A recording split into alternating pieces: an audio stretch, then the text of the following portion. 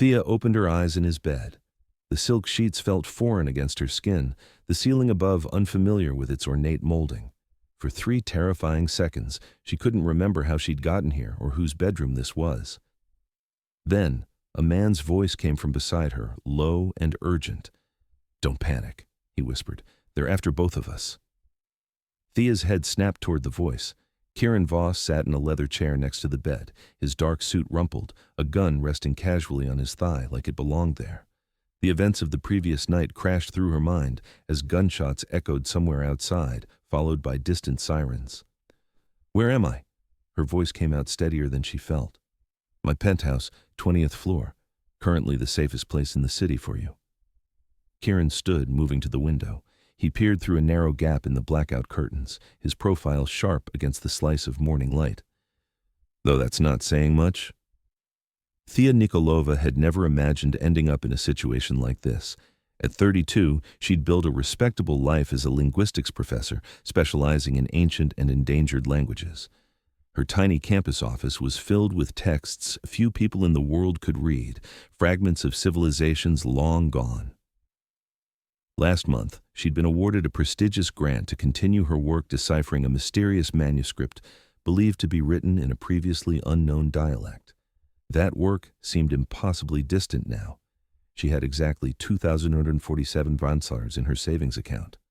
Last week, she'd transferred 400 to her younger sister Mira for medical school tuition. Their parents' deaths 5 years ago in a car accident had left Thea as Mira's only support. They'd managed, barely. Until 36 hours ago, when an email arrived that changed everything. The message contained just one line of text in ancient Etruscan script. Most would have dismissed it as spam, but Thea recognized it immediately. The answer lies in the forgotten tongue. Below was an address for the university's rare books library. Curiosity had always been Thea's weakness. That same curiosity had led her to the library's restricted section at exactly 7:43 p.m. the previous evening, where she witnessed the head librarian, Dr. Werner, being murdered by 2 men in expensive suits. Through the crack in the storage room door where she'd hidden, she saw Dr. Werner clutch an old leather-bound book to his chest before they shot him. When the men left, Thea had approached the body, her hands shaking uncontrollably. The book had fallen open, revealing not ancient text but something far more dangerous, a ledger filled with columns of numbers, dates, and coded entries. Without thinking, she'd taken photos with her phone before slipping away. She'd made it to the parking garage when she heard footsteps behind her. Heavy, determined. Thea had run blindly, her heart hammering against her ribs like it might crack them. That's when she collided with him. Kieran Voss had been standing beside a black SUV, speaking quietly to a man built like a concrete wall. The impact nearly knocked Thea to the ground, but Kieran caught her arm, steadying her with surprising gentleness. "I'm sorry, Thea had started to apologize when she saw the men from the library enter the garage. Kieran's eyes followed her gaze, narrowed slightly. His cologne smelled of cedar and something metallic, like blood and money. "Problem?" he'd asked, his voice deceptively casual. The men spotted her, reaching inside their jackets. Without hesitation, Kieran had pushed Thea behind him, signaling to the concrete wall man who moved with unexpected speed, placing himself between them and the approaching threat. "Get in the car," Kieran had said, opening the rear door. "I don't know you," Thea had protested, fear making her voice shake. "You know them?" Kieran nodded toward the men now drawing weapons. "No." "Then your options are limited." His eyes had met hers. "Choose now." The first gunshot made the decision for her. Thea dove into the car, followed immediately by Kieran. The concrete man stayed outside, drawing a weapon of his own. As they sped away, tires squealing against concrete, Thea had caught a final glimpse of the library men retreating, speaking urgently into phones. They hadn't looked frightened. They'd looked like men calling for reinforcements. "Who are you?" Thea had demanded, her pulse pounding in her ears.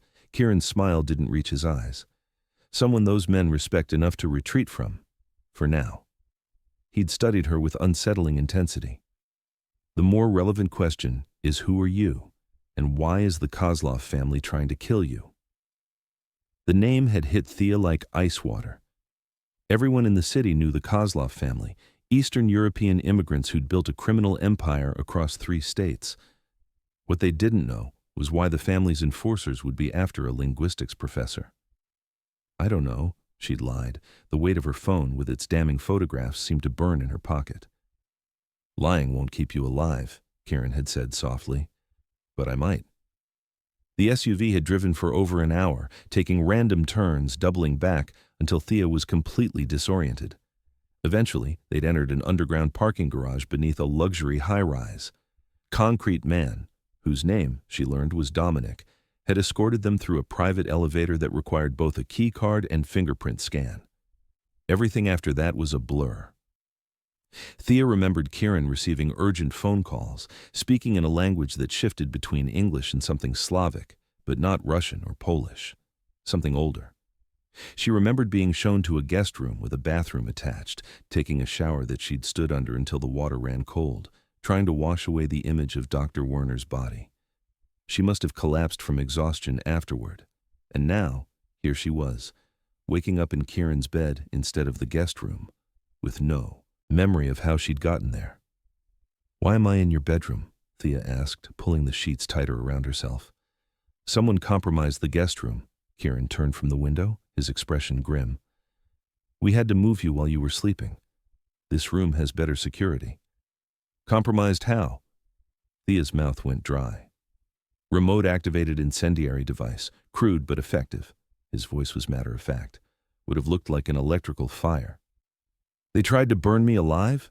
The reality of her situation crashed down like a physical weight. "They tried to destroy evidence," Kieran corrected. "Your death would have been a bonus." He moved closer, sitting on the edge of the bed, careful to maintain distance.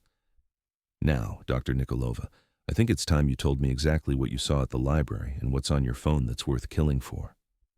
Thea stared at him, at this dangerous man who'd saved her life and might yet end it. She had no reason to trust him except that she was still breathing.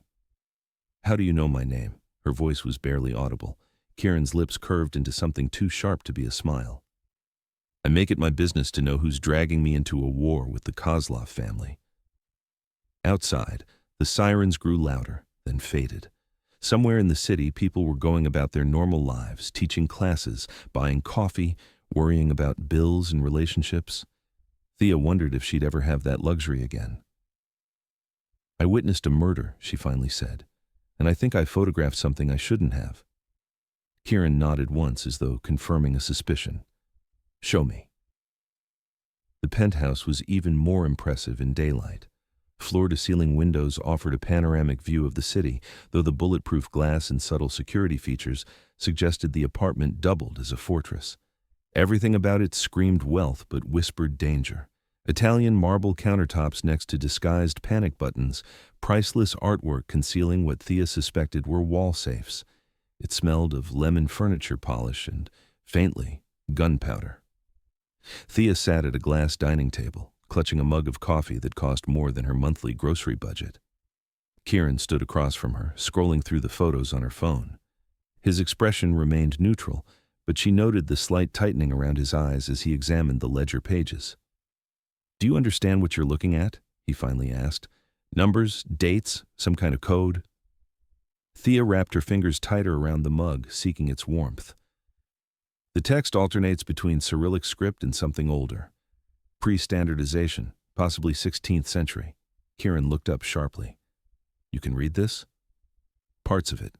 It's similar to an extinct Baltic dialect I studied during my doctoral work." She hesitated. "Why would the Kozlovs keep records in a dead language?"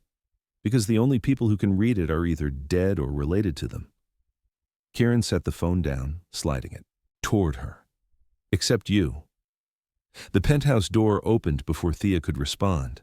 Dominic Esposito entered, his massive frame making the space seem suddenly smaller. Unlike Kieran's careful elegance, Dominic was all brutalist architecture, sharp angles, and undisguised power. "We have a problem," Dominic said without preamble. "Police have her description from the university cameras. They've already searched her apartment." Thea's stomach dropped. "My sister wasn't there," Dominic assured her. "But they've got your laptop, your research materials.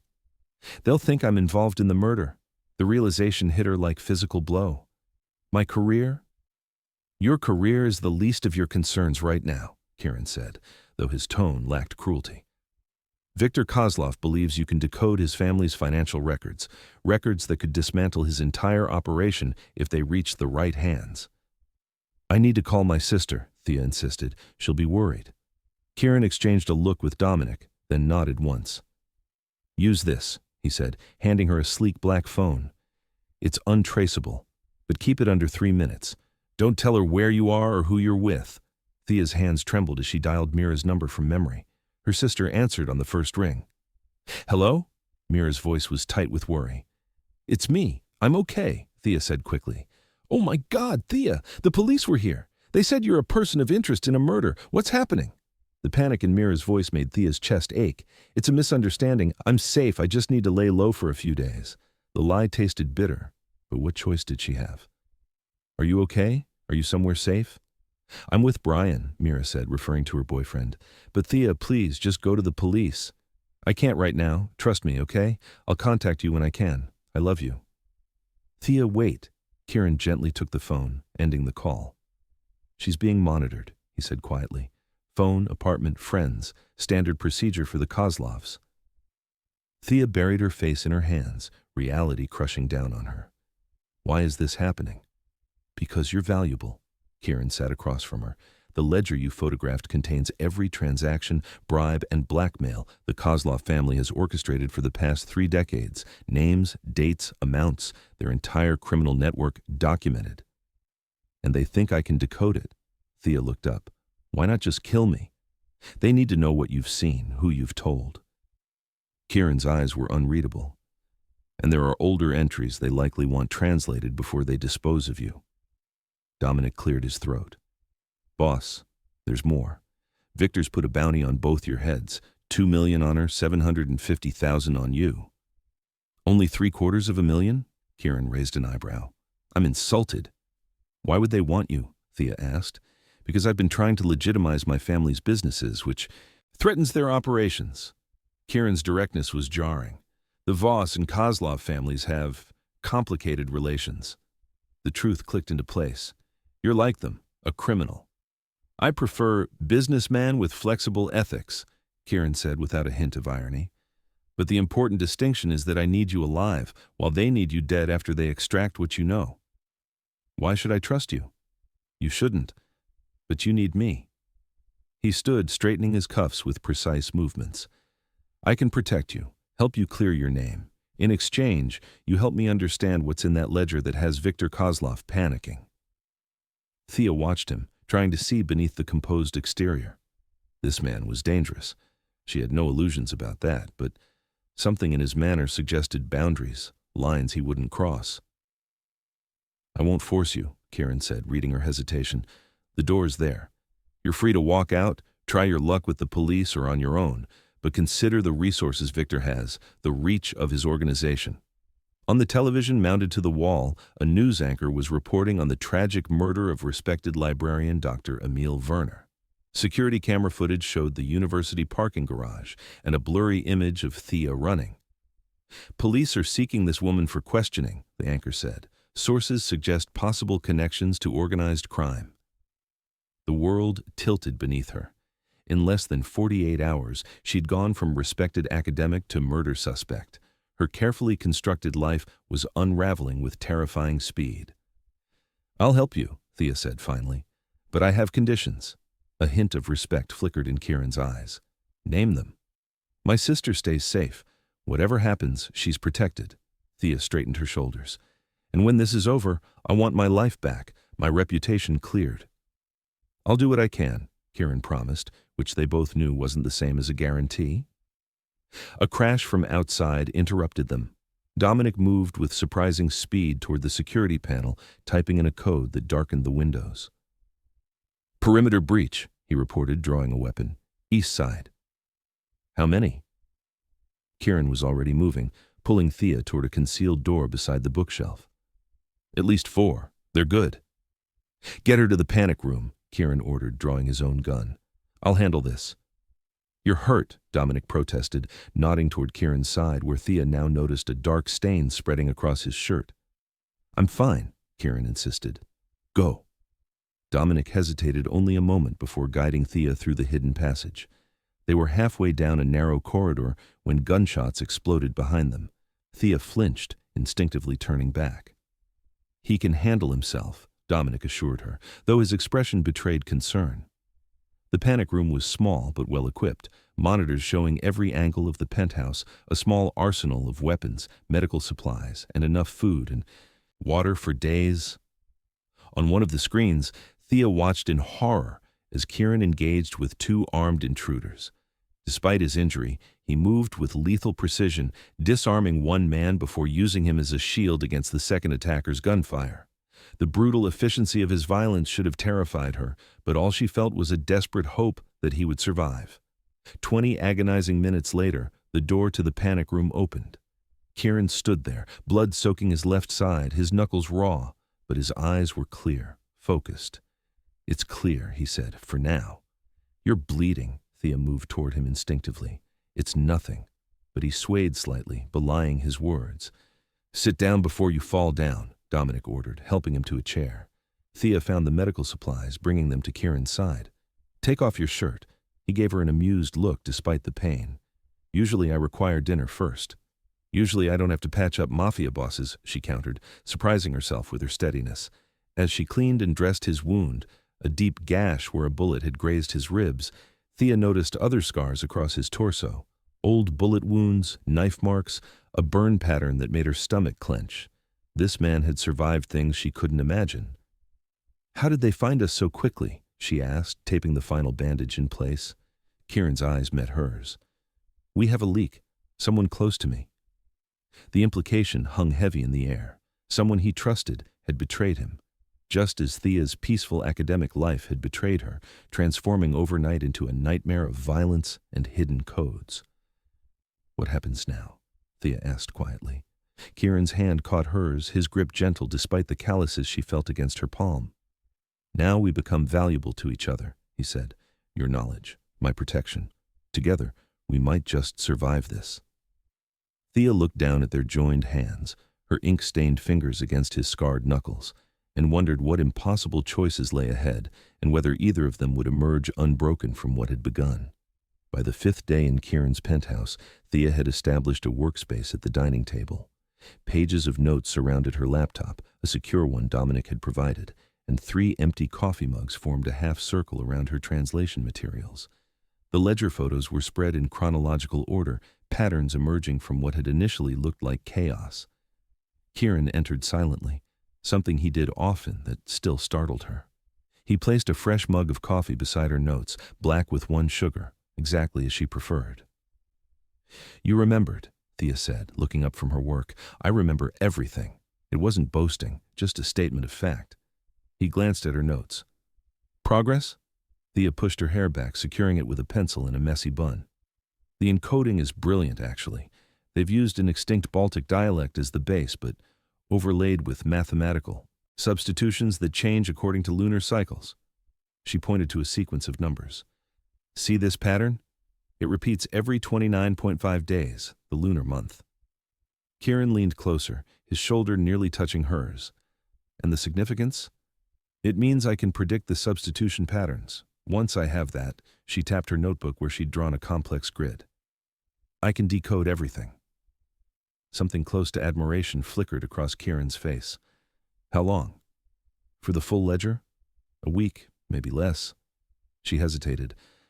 "I've already translated some names. Important people, Kieran. Government officials, police captains." His expression hardened. "Anyone specific?" "Commissioner Reynolds appears 17 times alongside payment amounts." Thea watched him carefully. "And Judge Michaels, the same judge who dismissed the federal case against the Kozlovs last year." Kieran straightened, moving to the window. His reflection in the glass looked troubled. "The Kozlovs didn't build their empire through violence alone," he said quietly. "Corruption is cheaper than bullets." "These records could destroy them," Thea said, "but also everyone connected to them." The unspoken question hung between them. What would Kieran do with such power? Before he could answer, the elevator doors opened. A man who could only be Kieran's brother entered, followed by Dominic. The family resemblance was striking. Same dark hair and amber eyes, But where Kieran carried himself with controlled precision, Elias Voss moved with flashy confidence. His suit cost at least as much as his brother's, but screamed new money. The diamond watch on his wrist caught the light with every gesture. "So this is the professor everyone's talking about," Elias said, examining Thea like an interesting specimen. "Doesn't look like much." "Appearances can be deceptive," Kieran replied mildly. "You should know that better than most, brother." The barb landed precisely. Elias's smile tightened. "Viktor Kozlov has tripled security at all his properties. Whatever she found has him scared." He turned to Thea. "What exactly did you see in that ledger, Professor?" Thea met his gaze steadily. "Enough to understand why they want me dead. And why my brother's keeping you alive." Elias circled the table, glancing at her notes. "Though I wonder if it's just your brain he's interested in." "Enough." Kieran's voice was quiet but carried unmistakable authority. "Thea's work is progressing well. Her safety remains our priority." "Our priority?" Elias laughed. "Since when do we risk everything for an outsider?" "Since that outsider became our best chance at neutralizing the Kozlovs." Kieran's tone ended the discussion. Dominic cleared his throat. "Your friend Nora made contact through the secure channel. She's gathered the academic materials you requested." Thea felt a rush of relief. Nora Chen, her closest colleague, had agreed to help without knowing the full truth. "Did she mention my sister?" "She's safe," Dominic confirmed. "Police questioned her, but seem satisfied she knows nothing." Thank you," Thea said softly. Dominic merely nodded, but she was beginning to recognize the slight softening around his eyes that indicated approval. Elias sprawled on the leather sofa, pouring himself a generous whiskey from a crystal decanter. "So what's the plan? Use the ledger to blackmail Kozlov? Force a territory agreement?" "We haven't decided," Kieran said. "We?" Elias's eyebrows shot up. "You're consulting with her now?" "The ledger's contents affect her life as much as ours," Elias snorted. "She's a means to an end, brother, nothing more." Thea felt Kieran tense beside her. "You should check the Miami shipments," he told Elias. "Make sure everything's secure." Elias recognized the dismissal. He drained his glass, setting it down with deliberate precision. "Just remember what happened to Father when he got soft," he said, the words carrying a weight Thea couldn't fully decipher. "Sentiment is a luxury we can't afford." After he left, silence settled over the penthouse. Thea returned to her notes, but the encounter had disturbed her concentration. Kieran remained by the window, lost in thought. "Your brother doesn't trust me," she finally said. "Elias doesn't trust anyone." Kieran turned toward her. "Including me." "What did he mean about your father?" Something dark passed behind Kieran's eyes. "My father believed in negotiation over conflict. Some saw it as weakness." He moved to the bar but didn't pour a drink. 3 years ago, he was preparing to legitimize certain aspects of our business. The night before signing the paperwork, his car exploded outside our family restaurant. The clinical way he delivered this information couldn't mask the pain beneath. Thea approached him slowly, as one might a wounded animal. "I'm sorry. I inherited this empire. I didn't choose it." His voice was so quiet she had to lean closer to hear. "My father wanted me to finish what he started, turn everything legitimate before it destroyed us like it destroyed him." Understanding dawned on Thea. That's why the Kozlovs see you as a threat.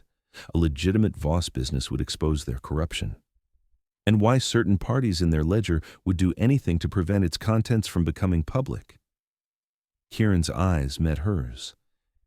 "Including killing an innocent linguistics professor." That night, Thea couldn't sleep.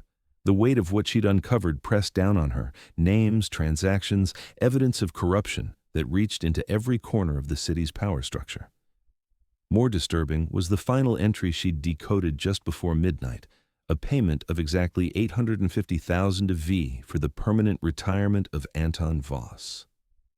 Kieran's father had been murdered by the Kozlovs, and buried in the ledger was proof. She found herself wandering to the penthouse library, a room lined with leather-bound volumes that showed actual wear, unlike the pristine, unloved books wealthy people often displayed. To her surprise, Kieran was there, reading by the light of a single lamp. "Couldn't sleep?" he asked without looking up. "Too many thoughts?" Thea approached, curious about his choice of reading. "Catullus," In the original Latin. Kieran closed the book, his finger marking his place. My mother was a classics professor at the university. She insisted her sons receive a proper education, regardless of my father's business interests. Thea smiled. My father was the same. He read ancient Greek myths as bedtime stories. She gestured to the book. Which poem? Number 16. Not his most polite work. Thea laughed, surprising herself. That's one way to describe it. She quoted the opening line in Latin, the obscenity rolling off her tongue with scholarly detachment. Kieran's eyes widened slightly. Not what I expected from a linguistics professor. We're not all tweed jackets and dusty manuscripts. She sat across from him. Though in fairness, I do own 3 tweed jackets. For the first time, she saw Kieran smile, a genuine expression that transformed his face, revealing a dimple in his left cheek. 3 exactly? 1 for teaching, 1 for conferences, 1 for impressing thesis committees. Their laughter faded into comfortable silence. Outside, rain began to fall, droplets tracing patterns on the bulletproof glass. Thea found herself studying Kieran's hands, strong, capable hands that had killed men, but also handled ancient poetry with reverence. I found something in the ledger, she said finally. About your father. Kieran went still. Tell me. She did, watching as grief and rage warred in his expression. When she finished, he closed his eyes briefly. Now you understand, he said. This isn't just business. It's personal. What will you do with the information? What would you have me do? His question seemed genuine. Turn it over to authorities who are named in those same pages, seek revenge, start a war that would leave more innocent people dead? Thea considered her answer carefully. I think you already know what your father would want. Justice without bloodshed. Kieran's laugh held no humor, a beautiful concept, rarely possible in practice. Then make it possible. Thea found herself reaching for his hand, surprising them both. Finish what he started. Kieran looked down at their joined hands, her slender fingers against his scarred knuckles. For a moment, Thea thought he might pull away. Instead, his fingers intertwined with hers. You see a better man than I am, he said softly. I see exactly who you are, Thea replied. That's what frightens me. Not because she feared him, she realized, but because she was beginning to care for him, this complicated man caught between worlds, trying to honor his father's legacy while navigating a life built on power and fear. A man who quoted Latin poetry in the middle of the night while planning how to dismantle a criminal empire. A man she had no business caring about, but did anyway. 2 weeks passed in a strange rhythm of danger and domesticity. Thea's days centered around the ledger, slowly assembling a complete picture of the Kozlov's criminal network. Kieran divided his time between legitimate business calls, security measures, and strategic planning with Dominic. Their evenings often ended in the library, discussing literature or history, neutral ground where they could momentarily forget the circumstances that had brought them together. They developed private signals and codes without consciously deciding to. 2 knocks meant danger. 3 meant all clear. A coffee cup placed on the right side of her notes meant Kieran would be gone for hours. On the left, he'd return quickly. Small gestures that created an unexpected intimacy. On the 17th morning, Thea emerged from her bedroom to find Kieran in the kitchen making breakfast. The domesticity of the scene, this dangerous man whisking eggs in a dress shirt with rolled-up sleeves, struck her as absurdly normal. You cook? She asked, accepting the coffee he handed her. Nothing fancy. Eggs, pasta, things that keep you alive. He added herbs to the pan with practiced precision. My mother insisted her sons learn to feed themselves, said women had better things to do than cook for men too privileged to learn basic survival skills. Smart woman, Thea hoisted herself onto a bar stool. You never talk about her. She died when I was 19. Cancer. Kieran focused on the task at hand. She never approved of the family business, but she loved my father. Complicated woman. Like mother, like son, Thea said with a small smile. Kieran served the eggs, sliding a plate toward her. The ledger is nearly complete? Yes. Thea took a bite, surprised by how good it tasted. I could finish today. Something shifted in Kieran's expression. Then we need to discuss your future. My future? The egg suddenly felt heavy in Thea's stomach.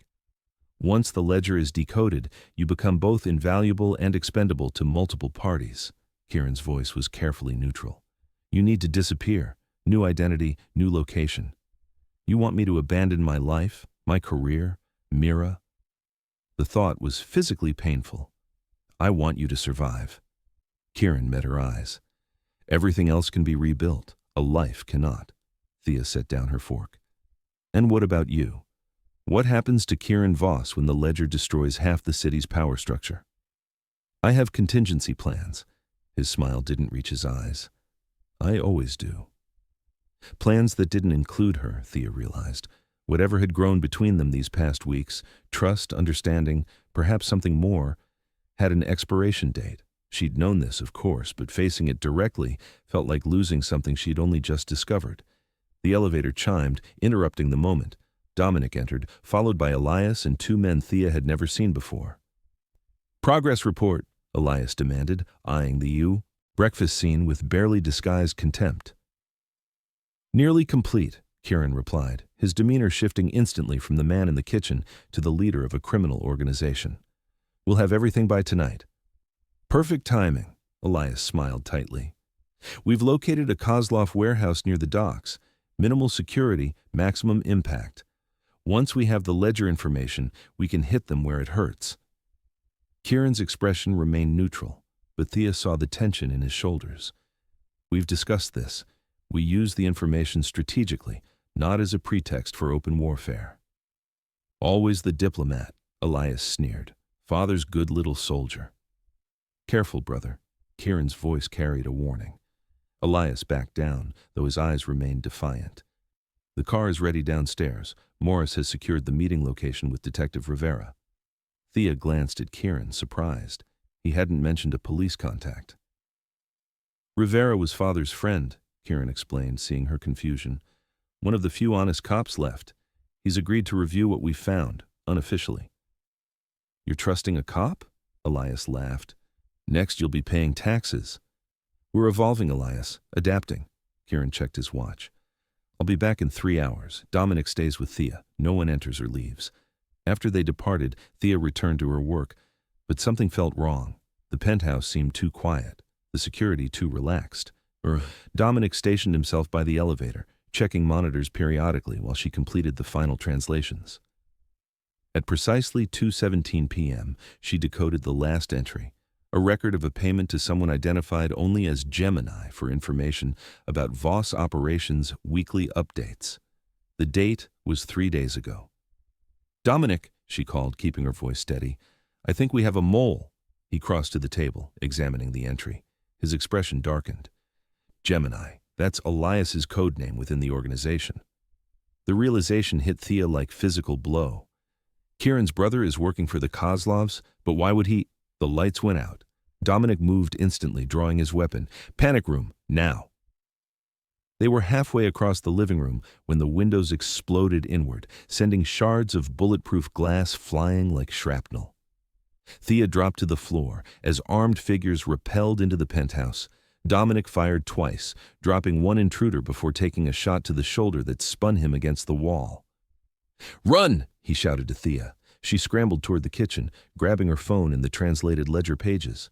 The hidden passage behind the refrigerator, Kieran had shown her once, opened with a specific pressure point. Thea slammed her palm against it, praying it would work. The panel slid open.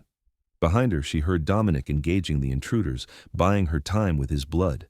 Guilt and terror propelled her into the narrow service corridor as gunshots echoed through the penthouse. The corridor led to a service elevator, then a maintenance tunnel that emerged in the underground parking garage. Thea ran blindly, the ledger clutched to her chest, her breath coming in painful gasps. She had no plan, no destination, only the desperate need to warn Kieran that his brother had betrayed him. Outside, rain poured in sheets, instantly soaking her to the skin. The busy downtown streets offered anonymity but no safety. Thea merged with the afternoon crowd, trying to look like a woman caught in the rain rather than a fugitive running for her life. 4 blocks from the penthouse, she ducked into a coffee shop and tried Kieran's number. No answer. With trembling fingers, she tried Dominic next, praying he'd survived. Nothing. The television above the counter showed breaking news. A shootout at the luxury high-rise where she'd spent the last 2 weeks. 3 confirmed dead, more injured. The camera panned across the building's facade, focusing on the shattered windows of the penthouse. Thea felt sick. Those people had died because of her, because of what she knew. She ordered a coffee she didn't want, needing a reason to stay out of the rain while she thought. The barista gave her a sympathetic look, assuming her drenched appearance was just bad luck rather than the aftermath of an assassination attempt. "Rough day?" a voice asked beside her. Thea nearly dropped her cup. Detective Marcus Rivera sat at the next table, his badge discreetly visible inside his jacket. He looked nothing like Thea had imagined Kieran's police contact, younger, with intelligent eyes and an easy smile that didn't reach those eyes. "How did you find me?" she whispered. "Kieran has trackers in all his emergency phones." Rivera sipped his coffee. "He contacted me after the attack, said you might need help." "Is he?" "Alive, yes. Currently dealing with his brother's betrayal." Rivera's expression hardened. "Elias set up the meeting as a trap. Kozlov's men were waiting. If Kieran hadn't been suspicious and sent a decoy first, he'd be dead." Relief made Thea's knees weak.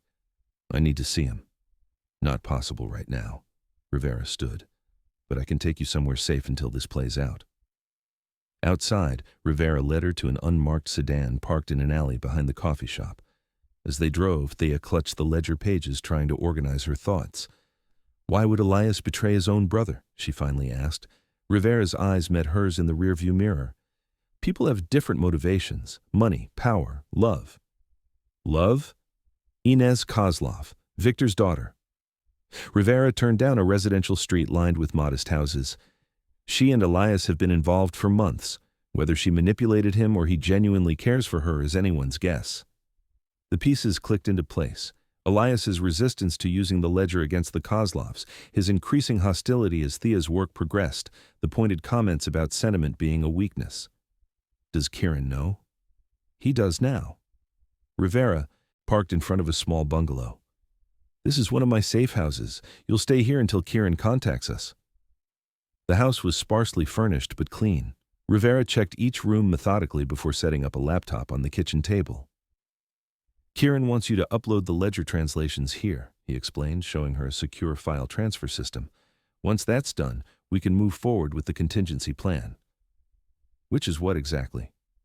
Getting you out of the city. Rivera's expression softened slightly. I'm sorry, Dr. Nikolova. I know this isn't what you signed up for. Thea laughed bitterly. I signed up to translate ancient texts, not decode Mafia financial records or get caught in a family war. Yet here you are. Rivera handed her a burner phone. If anything happens, call this number. Otherwise, stay inside, away from windows. I'll be back in 4 hours. After he left, Thea uploaded the translated ledger, her fingers flying over the keyboard. Each page represented a piece of a puzzle that could dismantle criminal organizations, expose corruption, and possibly get her killed. When she finished, she paced the small house, too wired to rest despite her exhaustion. Night fell. 4 hours passed, then 5. No word from Rivera, no contact from Kieran. Thea checked the burner phone repeatedly, willing it to ring. When it finally did, at 11:42 p.m., she grabbed it with desperate hope. Hello? Thea.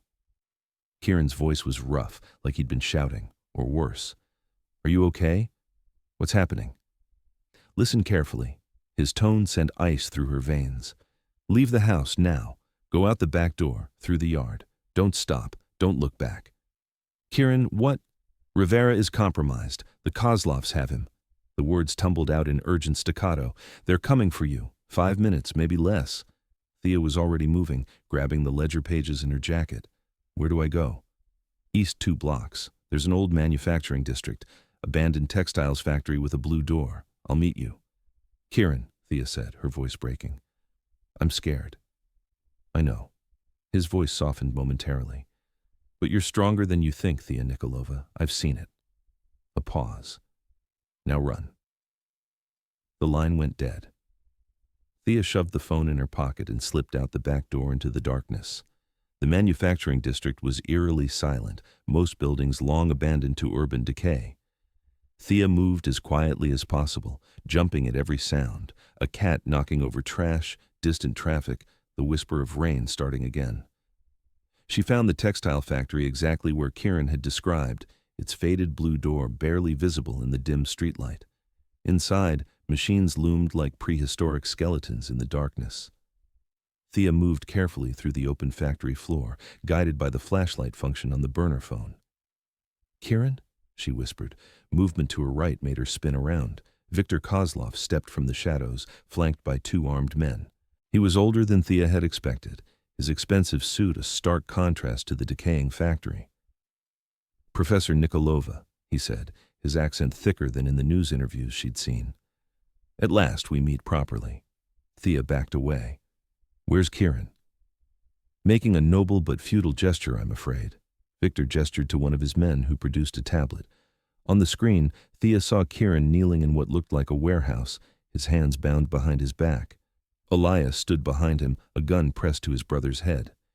"You see," Viktor continued conversationally, "your Kieran offered himself in exchange for your safety. Quite touching, really, especially from a man with his reputation." Thea felt her world tilting, reality becoming a nightmare she couldn't wake from. "You're lying." "Am I?" Viktor moved closer.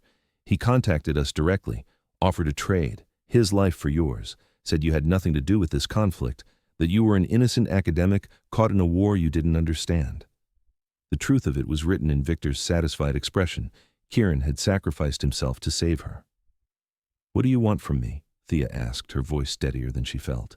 "The same thing I've wanted since this began, the ledger translations, all of them." Viktor's smile didn't reach his eyes. "You give me those, I give you Kieran. Everyone lives. Except you'll kill us both once you have what you want." "Perhaps." Viktor shrugged. "But hope is a powerful motivator, isn't it? The slim chance that I might honor my word." Thea's mind raced. The translations were already uploaded to Kieran's secure server. Even if she gave Viktor the physical pages, the information was already beyond his reach. "I need proof Kieran's alive," she said. "Let me speak to him." Viktor nodded to his man, who made a call. Moments later, Kieran's voice came through the tablet speaker. "Thea, don't—" The call cut off. Viktor raised an eyebrow. "Satisfied?" Thea clutched the ledger pages, weighing impossible choices. If she refused, Kieran would die immediately. If she complied, they might both die later, but later meant a chance, however small. "I'll give you the translations," she said finally, "but I come with you. I want to see Kieran." Viktor studied her, perhaps surprised by her boldness. "You care for him," he observed. Another weakness I wouldn't have expected from Kieran Voss. "Do we have a deal?" Thea pressed. "We do." Viktor gestured toward the door. "After you, Professor." As she walked out into the rain, Thea felt the weight of the decision pressing down on her. She had chosen Kieran over safety, emotion over logic. She had no illusions about their chances of survival. But in that moment, letting Kieran die alone felt like the greater tragedy than facing death beside him. In her pocket, the burner phone vibrated once, a text message. Thea couldn't check it with Viktor watching, but she felt its presence like a talisman. Someone was still out there. Someone knew where she was going. Hope, as Viktor had said, was a powerful motivator. And right now, it was all she had left. The Kozlov family estate sat like a fortress on the outskirts of the city, its stone walls and wrought iron gates suggesting old European nobility rather than new criminal money. Viktor's men escorted Thea through a side entrance, away from the security cameras that monitored the main drive. Inside, marble floors and antique furniture created an atmosphere of cultured wealth that couldn't quite mask the underlying threat. As they led her through a maze of corridors, Thea memorized each turn, each doorway, building a mental map she prayed she wouldn't need. The burner phone felt heavy in her pocket, its unread message both comfort and torment. Who had sent it? What did it say? Her fingers itched to check, but Viktor's men watched her too closely. They descended a staircase to what had once been a wine cellar, now converted into something far more sinister. The smell hit her first, copper and sweat and fear, then the sight of Kieran kneeling on the concrete floor, hands bound behind him. Blood matted his hair on the left side, and his white shirt was torn and stained crimson. But his eyes, when they found hers, remained clear and focused. Those eyes widened in horror when he saw her. "No," he whispered. "Thea, why—" "Touching reunion," Elias said from behind his brother. He looked different now, his earlier polish replaced by a feverish energy.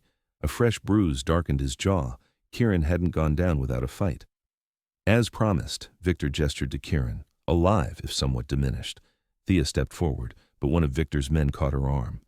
"The translations first." She clutched the papers tighter. "Let me check on him, and then you can have them." Victor considered this, then nodded. The guard released her arm, and Thea knelt beside Kieran, her hands gentle as she examined the wound on his temple. "You shouldn't be here," Kieran murmured, his voice raw. "You were supposed to run." "I'm not good at following orders," Thea replied softly. Under the pretense of checking his injuries, she leaned close to his ear. "Dominic?" "Alive. Rivera, too." His response was barely audible. The knowledge gave her strength. She brushed her fingers through Kieran's hair, an intimate gesture that made Elias shift uncomfortably behind them. As she did, Thea slipped her hand into her pocket, pressing the button on the side of the phone, a signal, she hoped, to whoever had sent that message. "Enough sentimentality," Victor said. "The translations, Professor." Thea stood, keeping her body between Kieran and Elias's gun. "You'll have what you want, but first I need to understand something." She turned to Elias. "Why betray your brother? Your own family?" Elias's expression flickered between anger and something like shame. "Family is more complicated than blood, Professor." "He means he found a new family," a woman's voice said, from the doorway. Thea turned to see a striking woman with Victor's eyes, but none of his restraint. Inez Kozlov moved like someone accustomed to being watched, her beauty a weapon she wielded precisely. She crossed to Elias, placing a possessive hand on his arm. "Our families have been at war for generations," Inez said. Elias saw a way to end it. "By executing his brother?" Thea couldn't keep the disgust from her voice. "By merging our interests," Elias countered. "The Voss and Kozlov families united through marriage. Our children would inherit everything." "A modern Romeo and Juliet," Thea said coldly. "Except Romeo doesn't typically hold a gun to his brother's head." Victor laughed, the sound echoing off stone walls. "She has spirit, Kieran. I can see why you're taken with her." He extended his hand. "But my patience has limits. The translations. Now." Thea handed over the pages, watching Victor's expression as he scanned them. His facade of control slipped momentarily as he recognized names, dates, amounts, his own criminal enterprise laid bare in black and white. "This is everything?" he asked sharply. "Everything I decoded." Not a lie, but not the complete truth either. The critical files were already uploaded to Kieran's server. These pages were merely a portion, enough to seem complete. Victor passed the pages to one of his men. "Verify these against our records." "Father, we had a deal," Inez protested. "The professor gave you what you wanted. And I'll honor our arrangement once I confirm the information is accurate." Victor's tone was placating, but his eyes remained cold. "Take them upstairs. Make them comfortable while we wait." Comfortable meant a lavishly appointed study with an armed guard at the door. Thea sat beside Kieran on a leather sofa, finally able to properly examine his injuries.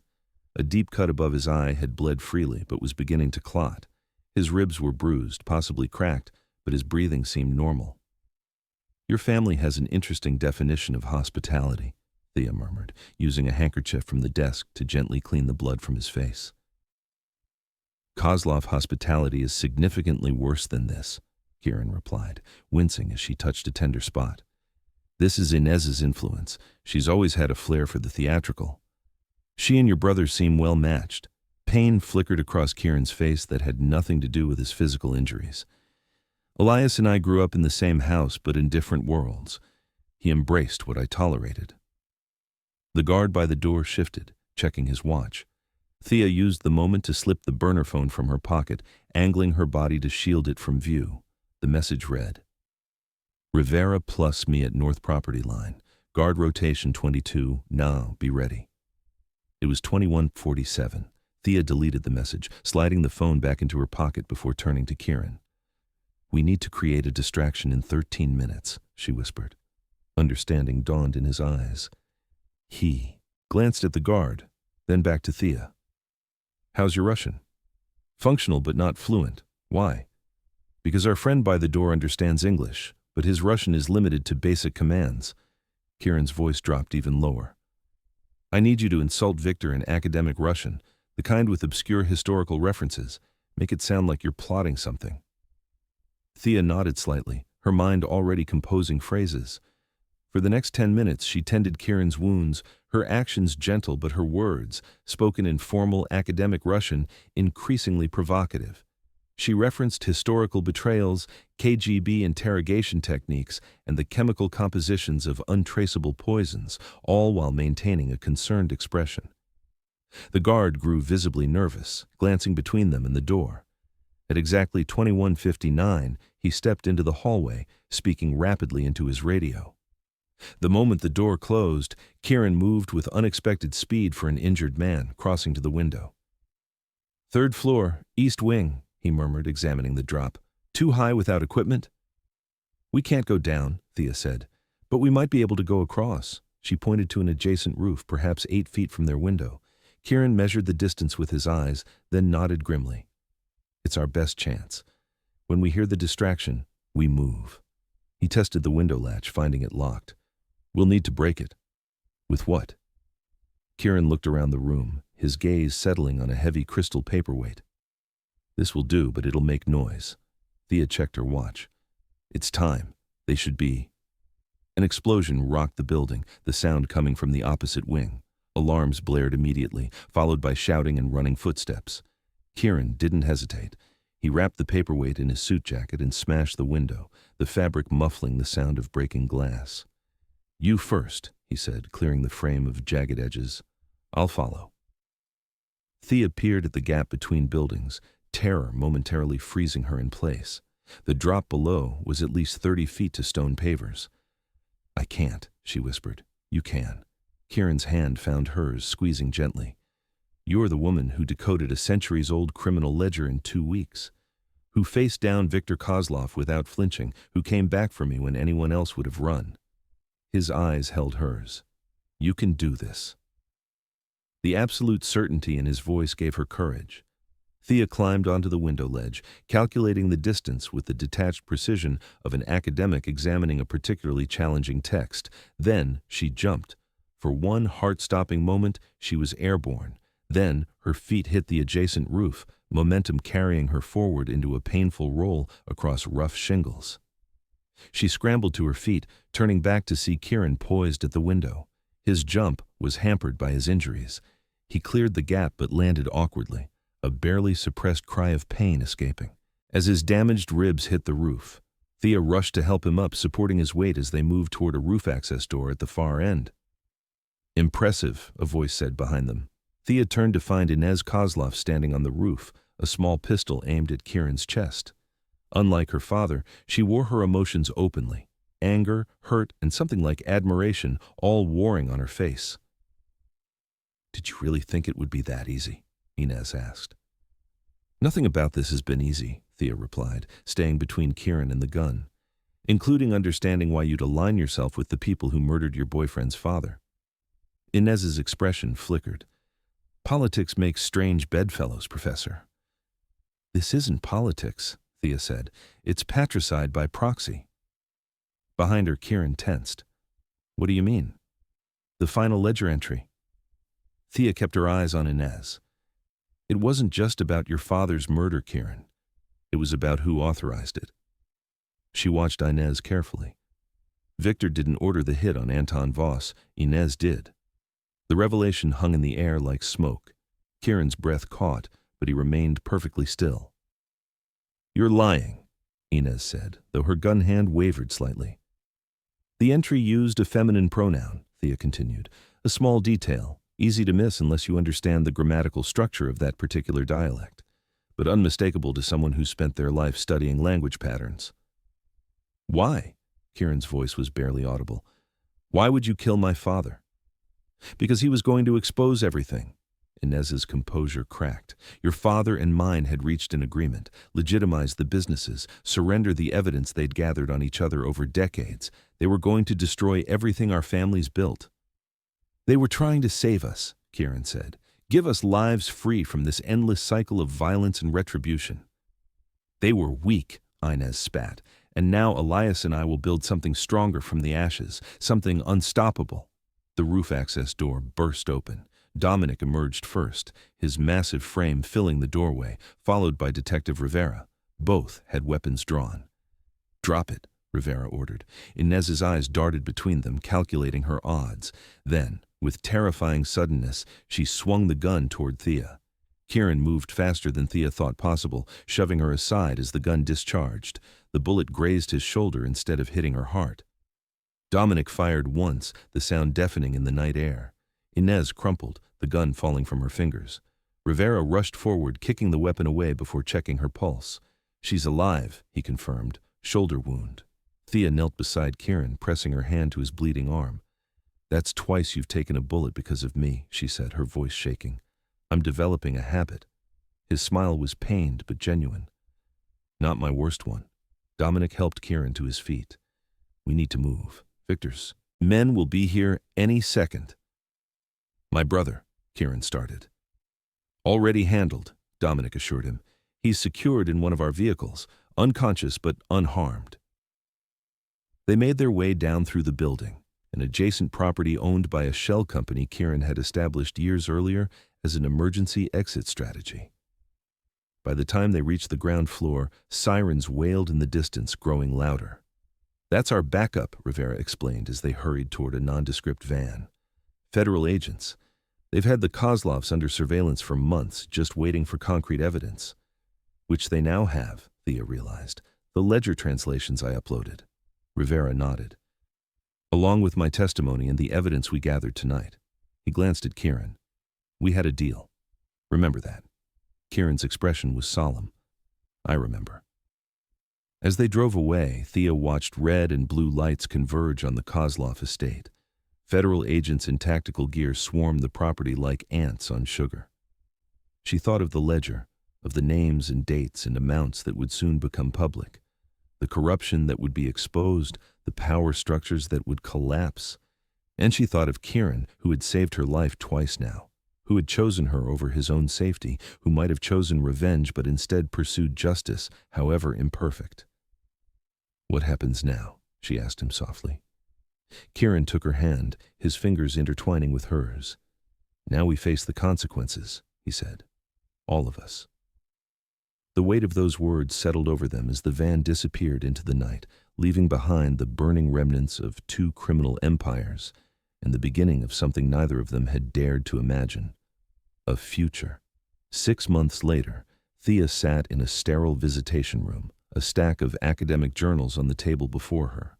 The clock on the wall read 2:17 p.m. Kieran was precisely 7 minutes late, unusual for a man who measured his life in exact increments. The door finally opened. Kieran entered, escorted by a guard who nodded respectfully before stepping back to his position by the wall. The minimum security prison uniform, khaki pants and a beige button-down shirt looked incongruous on a man she'd only seen in custom suits, but Kieran wore it with the same dignity he brought to everything. "Sorry I'm late," he said, sitting across from her. "My study group ran over." "Business ethics?" Thea smiled. "Criminal justice reform, actually." He glanced at the journals. "Light reading?" "My latest publication." She pushed the top journal toward him. "The Linguistic Evolution of Criminal Enterprises, Encoded Communication Methods from the 16th to 21st Centuries." Kieran opened it to the bookmarked page where her name appeared as lead author. "Impressive. The academic world is taking notice?" 3 conference invitations and a book offer. Thea studied his face, noting the fading bruise near his eye. "You've been fighting again." He touched the discolored skin self-consciously. "Not fighting, teaching. Self-defense class for the younger inmates." "Is that what they're calling it now?" Her tone was light, but concern shadowed her eyes. "Some lessons need to be physical to be effective." Kieran's expression softened. "But I'm being careful. 7 years is a long time. No sense making it longer with disciplinary infractions." 7 years. The sentence had been a victory of sorts, negotiated down from the 20-plus years the prosecution had initially sought. In exchange for his testimony against the Kozlovs, for For the evidence he provided about corrupt officials and police, Kieran had pleaded guilty to reduced charges. His cooperation had dismantled 2 criminal empires and sent dozens of corrupt officials to prison. "How's Dominic?" Kieran asked, changing the subject. "Thriving, surprisingly." Thea smiled at the thought of the enormous man who had become an unexpected friend. "The security consulting firm is doing well. Turns out legitimate businesses value his expertise." "And my brother?" The question carried weight. After the Kozlov raid, Elias had faced his own legal consequences, 5 years for conspiracy and accessory charges. Unlike Kieran, he'd shown no remorse, no cooperation. The brothers hadn't spoken since that night. "Still not accepting visitors," Thea said gently, "but he did ask about you last month when I visited. It's progress." Kieran nodded once, accepting this with the quiet stoicism that characterized his approach to loss. He'd lost so much: his freedom, his business empire, his brother's loyalty. Yet something in him seemed lighter than when they'd first met, as though surrendering to justice had lifted a burden he'd carried too long. "Your sister called yesterday," he said. "She's graduating next month." "Top of her class," Thea confirmed, pride evident in her voice. "The medical bill scholarship fund you established made the difference." Kieran smiled slightly. "My father would have approved. It was always his dream to use our resources for something that mattered." The guard cleared his throat, a subtle reminder that their time was limited. These weekly visits had become the axis around which Thea's life rotated, 60 minutes of connection in a relationship built on the most improbable of foundations. "I've been thinking about your proposal," Kieran said, his voice carefully neutral, "about testifying before the ethics committee." The proposal had been Thea's idea, using Kieran's experience to educate future business leaders about the slippery slope from aggressive business tactics to criminal enterprise. The University Ethics Board had expressed interest, contingent on a thorough vetting process. "You don't have to decide now," Thea assured him. "It's a big step." "I've made my decision." Kieran's hands rested on the table, no longer bearing the signet ring that had marked him as head of the Voss family. "I want to do it, not for reduced time or special privileges, but because it might make a difference." Thea's heart swelled. This was the man she'd glimpsed beneath the criminal facade from the beginning, someone capable of growth, of change, of choosing a different path despite everything his life had taught him. "There's something else," Kieran continued, his expression uncharacteristically hesitant. "Rivera visited yesterday. He brought news from the parole board." Thea's breath caught. "Already? But it's only been 6 months." "My cooperation has continued to yield results. The evidence I provided led to the conviction of Judge Reynolds last month." Kieran leaned forward slightly. "They've agreed to review my case in 1 year instead of 3.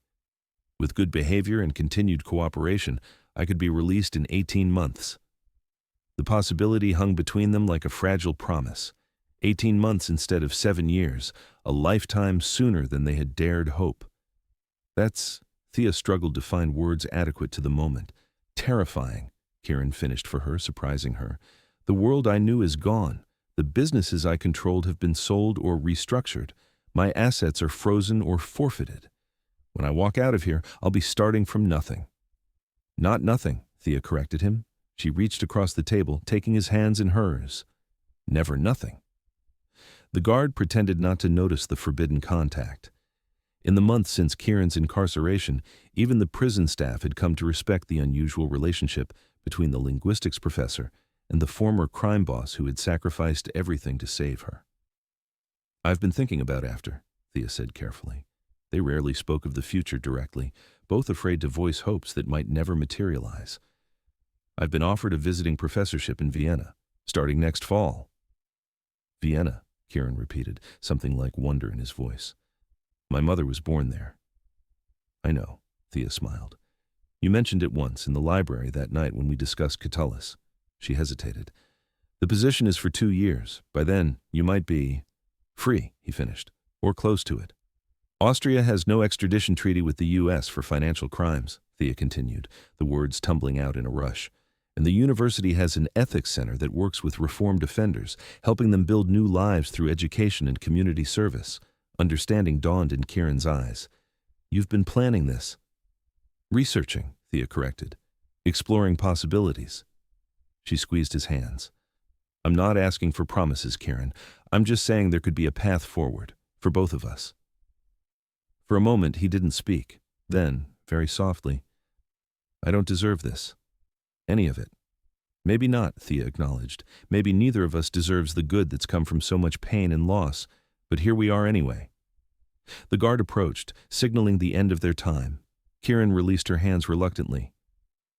Think about Vienna, Thea said, gathering her journals. We can discuss it more next week. I don't need to think about it, Kieran replied, his voice steady. Wherever you go, whatever future you build, I want to be part of it, if you'll have me. The simplicity of the declaration, from a man whose life had been defined by complexity, brought tears to Thea's eyes.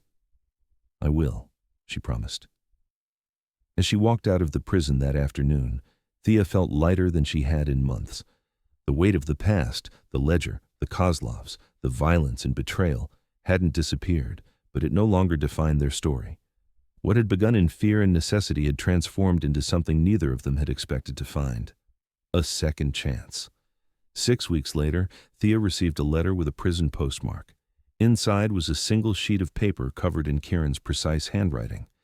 The text was in Latin, Catullus 16, the poem they had discussed that night in his library.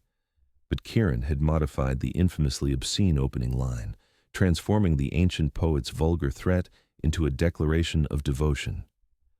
Below the poem, he had written, Rivera confirms hearing date set. 348 days until possibility of freedom. 1 day at a time. Thea traced the words with her finger, the scholar in her appreciating the elegant translation, the woman in her understanding the deeper message. She had opened her eyes in his bed that first morning, terrified and confused, to hear him whisper a warning. Don't panic. They're after both of us. Now, standing in her apartment surrounded by half-packed boxes labeled Vienna, she whispered her own message to the empty room, a promise to a man who wouldn't hear it for 348 more days. Don't panic. They're not after us anymore. She folded the letter carefully, placing it in the book of Catullus's poetry Kieran had asked her to keep for him. 1 day at a time. A future neither of them had dared to imagine, built on the ruins of the lives they had lost. And somehow, against all odds, it felt like enough.